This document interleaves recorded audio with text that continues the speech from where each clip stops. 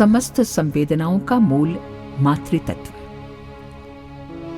मातृतत्व जीवन और जगत की समस्त संवेदनाओं एवं संभावनाओं का मूल है। सृजन के सभी संवेदन इसी की उर्वरता में अंकुरित होते हैं। सृष्टि की सारी संभावनाएं यहीं से अपनी अभिव्यक्ति पाती हैं। यही वो परम पूर्णता है जिसके एक अंश से जगत का विस्तार हुआ है। इस सत्य को वैदिक ऋषियों ने एकांशीन स्थिति जगत कहकर परिभाषित किया है। ये सृष्टि की कोख है जिससे जीवन के विविध रूप जन्मे हैं। दार्शनिकों ने इसी को जीवन और जगत के सभी अनिवार्य तत्वों को धारण और पोषण करने वाली मूल प्रकृति कहा है। यही ऋग्वेद में वर्णित आदि माता अदिति हैं, जो स्वयं अनादि अनंत और अविभाज्य रहते हुए सभी लोगों को जन्म और जीवन देती हैं।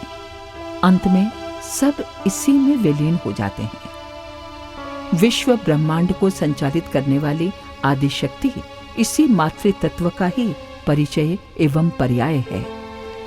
मातृतत्व का बोध समस्त योग साधनाओं की चरम परिणति है। योग के विभिन्न तत्व और प्रकार, विधि और अनुशासन इसी परम पूर्णता को जानने और पाने के लिए हैं। चित्त वृत्ति निरोध से मातृतत्व की चित्त शक्ति ही प्रकाशित एवं प्रकट होती है। इसी में साधक को अपने स्वरूप का बोध होने के साथ अनेकानेक यौगिक विभूतियों की प्राप्ति होती है। साधकों की साधना और सिद्धि की आधार भूमि यही है। यही योगियों की कुंडलिनी शक्ति है, जिसके जागरण मात्र से योग साधकों में महाशक्ति की अभिव्यक्ति के अनेक स्रोत खुल जाते हैं। मातृतत्व की कृपा से ही योग साधक सक्षम और समर्थ बनता है। अनेकानेक सिद्धियां एवं विभूतियां उसका अनुगमन और अनुसरण करती हैं।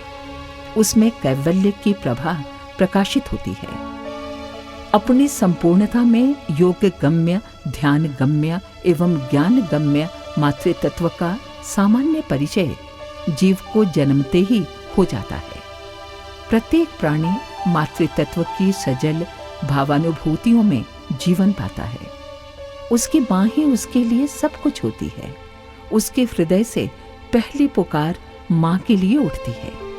होठों से पहला शब्द मां निकलता है। सारे रिश्ते नाते, सारी संबंध संवेदनाएं मातृतत्व के इर्द गिर्द अपना अस्तित्व बुनती हैं। सबके केंद्र में मां ही होती है। जो मां से घनिष्ठ होता है, उसी से घनिष्ठता की अनुभूति होती है। माता के संवेदन विस्तार में जीवन की संवेदनाएं विस्तार पाती हैं। जन्म काल में केवल यही एक जीवन सत्य अपनी संपूर्ण तीव्रता में समूचे अस्तित्व में स्पंदित होता है। यह समझने में किसी को तनिक सी भी देर नहीं लगेगी कि प्रत्येक शिशु का जीवन मातृमय होता है। मातृतत्व ही उसके लिए सुख, सुरक्षा, आनंद एवं प्रेम का पर्याय है। ये भावानुभूतियां स्थायी नहीं रह पाती। जैसे जैसे जीवन चेतना बहिर्मुखी होती है, ये शनय शनय विलीन होती जाती हैं। अहंता के सुदृढ़ होते ही वे संबंध संवेदनाएं दुर्बल होती जाती हैं, जो कभी माता के गर्भ में अपने जीवन को मजबूती से बांधे हुए थीं। अहंता और बौद्धिकता जीवन को जन्म देने वाली माता से विछोह करा देती है। अंश स्वयं को परम पूर्ण समझने का दंभ पाल लेता है।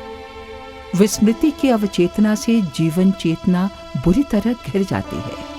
विद्या समस्तास्तव देवी भेदा स्त्रियाः समस्ता सकला जगत्सु, अर्थात हे माता, विश्व की सारी विद्याएं एवं जगत की सारी स्त्रियां तुम्हारा ही स्वरूप हैं का सूत्र खो जाता है। मातृतत्व से विलग होकर जीवन अनजान अंधेरों की भटकन में भटकने लगता है। इस भटकन से उबरने का एक ही उपाय है, मातृतत्व के प्रति सच्ची अभीप्सा। जगत और जीवन को जन्म देने वाली माता के प्रति अविरल अनुराग, यही उस महायोग का प्रारंभ बिंदु है जो जीवन की अपूर्णता को परम पूर्णता की ओर ले जाता है और अपने चरम परिणति में उसी पूर्णता का वरदान देता है। वैदिक ऋषियों से लेकर महायोगी श्री अरविंद ने इसी पथ का अनुसरण किया है। इस पथ पर चलकर ही वे पूर्णता के वरदान से लाभान्वित हुए। ऋग्वेद के अगणित मंत्रों के साथ श्री अरविंद के मंत्र काव्य सावित्री की अनेकानेक पंक्तियां इस समाधि सत्य की साक्षी हैं।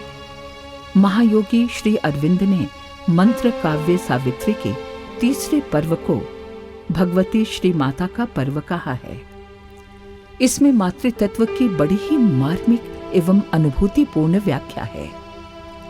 परम पूज्य गुरुदेव की अनुभूति भी कुछ ऐसी ही है। उन्होंने एक नहीं अनेक स्थानों पर कहा है कि मातृतत्व की साधना ही जीवन को संस्कारित एवं परिष्कृत करती है। इसी से जीवन समर्थ एवं शक्तिवान बनता है। इस संबंध में उन्होंने समय समय पर कुछ विशेष बातें भी बताई। उन्होंने कहा कि काल प्रवाह में सामान्य एवं असामान्य क्षण प्रवाहित होते रहते हैं। सामान्य क्षणों में मानव मातृतत्व की अभीप्सा करता है। माता की परम पूर्णता का बोध पाने के लिए योग साधना में निरत रहता है।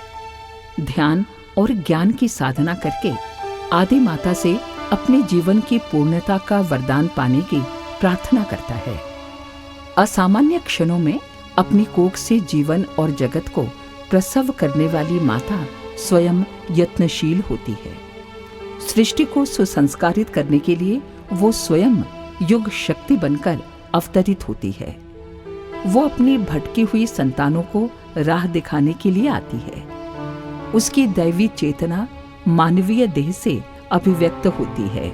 महादेवी स्वयं मानवी बनकर अपनी असंख्य संतानों को लाड़ दुलार करती है। आदि शक्ति युग शक्ति का रूप धारण कर सत्य पथ का प्रवर्तन करती है। जगन माता किसी संकेत, इंगित अथवा आदेश से नहीं, बल्कि स्वयं जीवन के सभी आयामों को जीकर तत्व और सत्य का बोध कराती है। अपने बच्चों को उंगली पकड़कर जीवन जीने की कला सिखाती है। सृष्टि के इतिहास में ये क्षण बड़े ही महिमामय होते हैं। अगणित आकुल क्षणों की पुकार का उत्तर देने के लिए करुणामयी माता अवतार लेने के लिए संकल्पित होती है। बड़ा ही भाग्यवान होता है वो देश, धरा का वो आंचल, जिसे आदि जननी अपनी लीला भूमि के रूप में चुनती है। बड़े ही पुण्यशाली होते हैं वे लोग जो किसी भी रूप में उनके स्वजन एवं परिजन बनते हैं।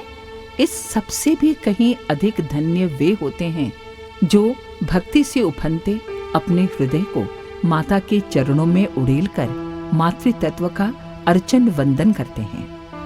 वे भी कम पुण्यवान नहीं होते जो दिव्य जननी की लीला कथा का स्मरण, चिंतन एवं अवगाहन करते हुए उनकी ज्योतिर्मय चेतना से एकात्म होने की साधना करते हैं। साधना के भावपूर्ण स्वरों का उत्तर देने के लिए ही तो भावमयी माता भगवती अवतार लेती है। इसीलिए तो मातृतत्व की विशुद्ध चेतना घनीभूत होकर स्थूल रूप में प्रकट होती है।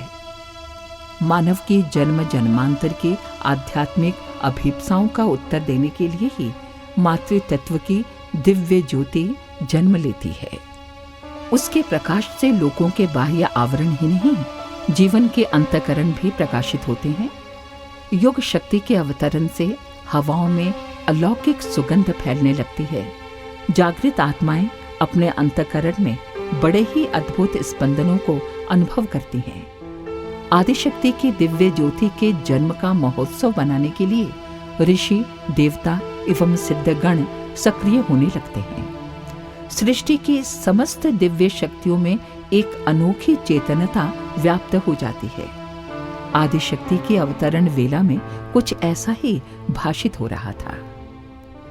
हमारे YouTube चैनल शांति कुंज वीडियो गायत्री परिवार को सब्सक्राइब करें एवं बेल आइकन जरूर दबाएं ताकि गायत्री परिवार की विभिन्न गतिविधियों की जानकारी आपको मिलती रहे।